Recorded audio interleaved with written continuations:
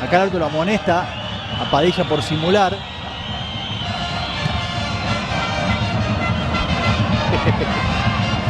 Ref, oh, I'm in pain, he's hit me. Woody, I'm the ref. What are you...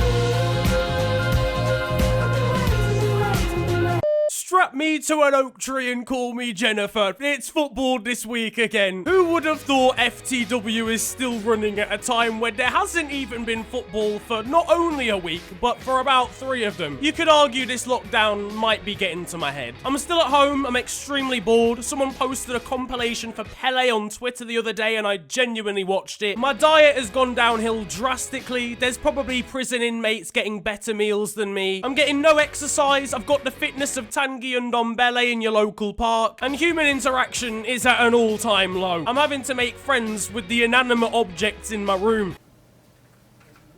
That's okay, take your time. But despite all of that, I'd still argue I'm holding it together better than Neymar'S family. Last time on How I Piped My Mother, he's lying on top of his own mom. I'll be real with you lads, they've done it again. How many times am I gonna have to expose this family? News has dropped this week that Neymar'S mum is seeing someone new after breaking up with her husband and Neymar'S father. Now that's brilliant, isn't it? You know, she's moved on, she's found someone new, hopefully she's happy, and there's absolutely no problems with that.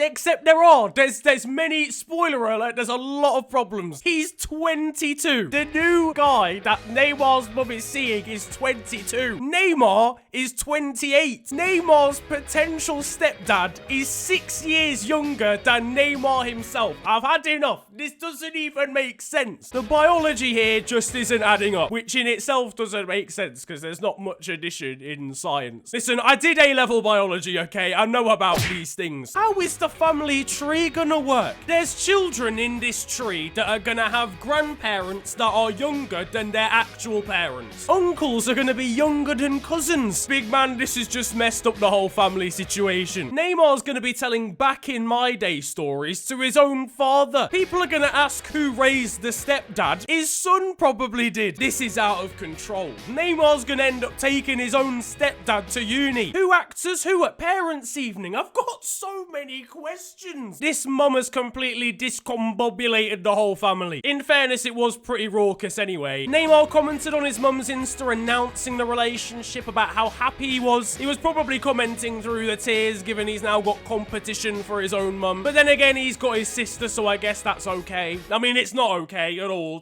It's far from that. You know what? I've had enough. I've seen the light. I'm calling the local authorities. Who even is this man? Who is Neymar'S new stepdad? So his name's Thiago Ramos. He's 22, he's a professional gamer, he's a Real Madrid fan, of course, and he's pretty big on TikTok, I heard, so we'll take a look at one of his videos and see what it's saying.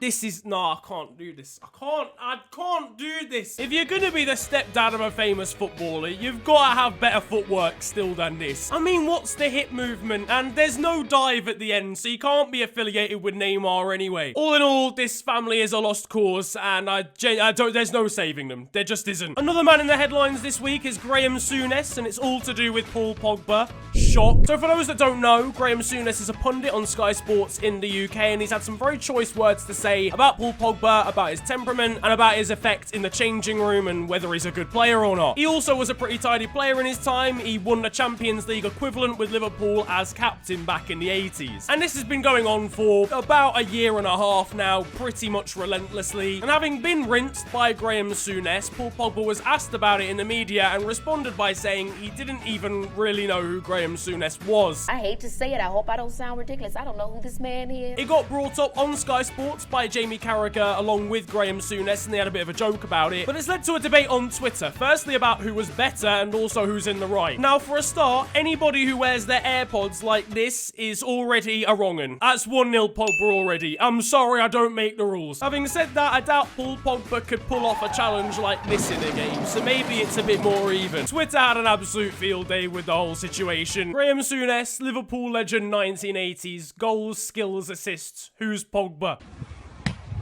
Jesus Christ. Blood, what is?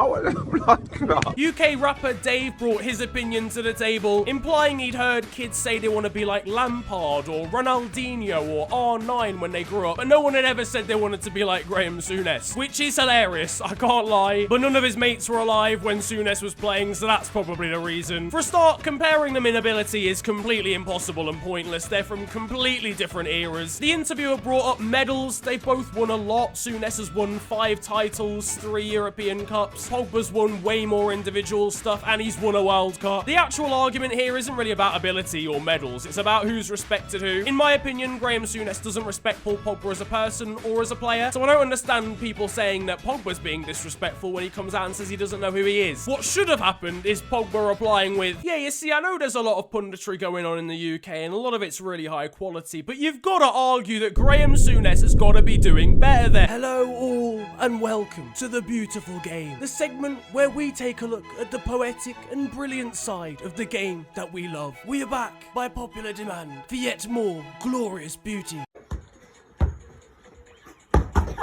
Stonking save, to be fair. And that concludes The Beautiful Game. Now, it's been 4 years since Lovren scored that goal against Borussia Dortmund at Anfield, and he posted on Insta saying it was one of his favourite moments. Mo Salah replied with, do you mean the only good moment? Nah, this is a career ender. I cannot believe Mo Salah has done this. This is outrageous. Speaking of these guys, Alan Son-Maximin compared himself to one of them this week. Anyway, regardless of that, it's a shithousery award for Salah. Over in Portugal, and you can't stop Cristiano Ronaldo training. His kids have probably already done 14 hours of football training. Let them rest, Cristiano. Let him go on the swings. Eden Hazard confessed this week that he's finding it very difficult to stick to his usual diet and he's eating a lot more. I can't wait for it to go to his already astronomical batty. It's been a year since Brighton defender Shane Duffy famously captained himself on fantasy football, only to concede 7 goals in 2 games. And he was reminded of that on Twitter, and he wasn't best pleased about it. Who are you? Go on. Just help, yeah. Just help out, do your job, yeah. Don't be laughing. Cool.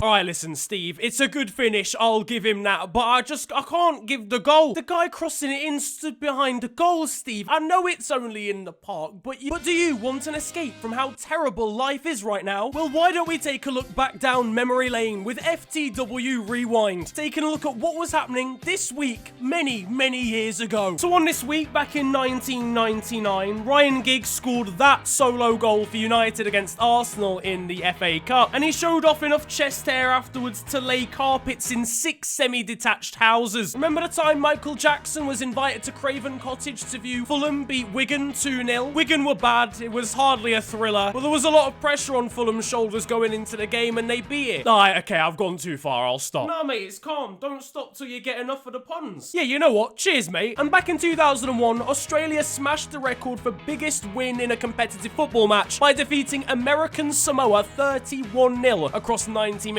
I think it could have gone to a second leg, personally. Everything's still to play for. Back to the present day, and David Luiz has lost his head.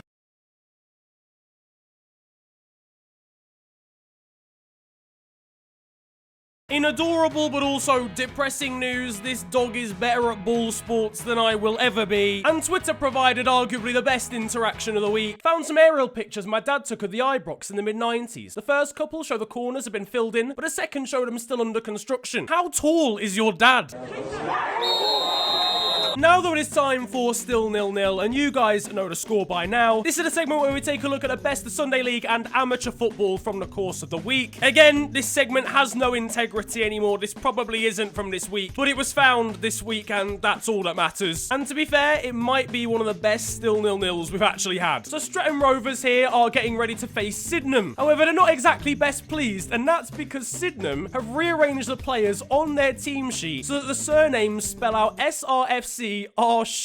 I can't be bothered. You know what? This is the first still 0-0 Housery Award. A quite frankly shocking crossover of events. Elsewhere, games in Belarus are still happening, but fans are no longer allowed to go to the games. So they decided to put shirts on the seats and get fans' faces printed off and put in the stadium instead. I'm guessing the president is still suggesting drinking vodka to get rid of coronavirus. Maybe I need to go to Belarus after all. Liverpool have announced a special LFC X Hello Kitty collection. I don't have anything to say, I just needed to put this in the video. I don't know what there is to say. And finally, Chinese international Yu Hanchao has been sacked by his club after being caught tampering with his license plate on his car. Don't know what he was doing, don't know why he was doing it. I imagine he'll be getting 3 points, but on his license rather than a 90 minutes. That, though, is going to wrap up football this week, and I hope you have enjoyed it. If you have, then feel free to slap a like on the video and subscribe if you're new to the channel. You can also follow me on social media. It is @theofficialfng on Twitter and on Insta. But it's been a pleasure ranting at you guys today. Have a wonderful day, enjoy yourselves,